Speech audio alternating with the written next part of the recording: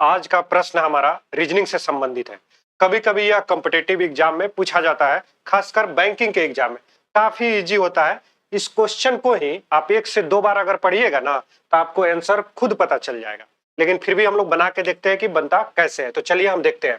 कह रहा है कि यदि सफेद को लाल कहा जाए, लाल को पीला कहा जाए, पीला को हरा कहा जाए, हरा को नीला कहा जाए, तो हल्दी का रंग निम्नलिखित में से क्या होगा? तो सबसे पहले ऐसे क्वेश्चन में हम जो हमारा वास्तविकता होता है उसके बारे में पता करते हैं। तो हमसे पूछा गया है कि हल्दी का रंग क्या होता है? तो वास्तव में हल्दी का रंग जो होता है वो पीला रंग का होता है। लेकिन इसका मतलब ये नहीं हुआ कि इसका आंसर पीला आप दे दीजिएगा। इसका आंसर कतई पीला नहीं होगा। यही तो लॉजिक है कि आंसर कैसे देना है। तो आंसर हमें क्वेश्चन के अकॉर्डिंग देना है। तो हम देखेंगे कि पीला रंग के बारे में क्वेश्चन में क्या कहा गया है।